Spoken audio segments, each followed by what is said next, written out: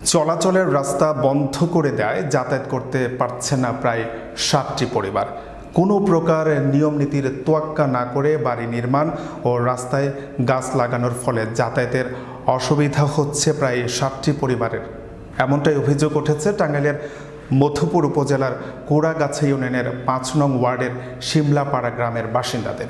শিমলাপাড়া গ্রামের ভুক্তভোগী পরিবারগুলো এমন অভিযোগ তোলেন একই এলাকার সোবহান আলীর ছেলে নজরুল, নুহু, সালাম ও ওয়াজ আলীদের বিরুদ্ধে।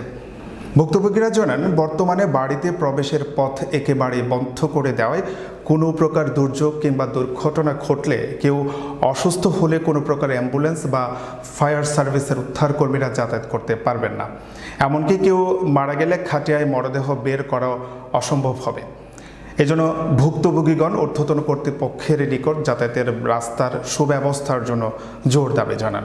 দীর্ঘ নালে 60-70 বছর রাস্তা, আমরা সমন্বয় সকল চেয়ারম্যান মেম্বার এসেছিলেন, এই রাস্তার আমার সমন্বয় করে দিয়েছিলাম। এই আরো 3 হাত রাস্তার উপরে বেড়া এবং গাছ লাগাইছে।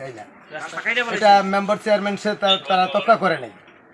স্বাভাবিক রাস্তা ছিল, কিন্তু কিছুদিন আগে আমাদের কাবিখা অথবা কাবিখাটা দ্বারা প্রকল্পের একটা চেয়ারম্যান সাহেব রাস্তা এখানে নির্মাণ করে।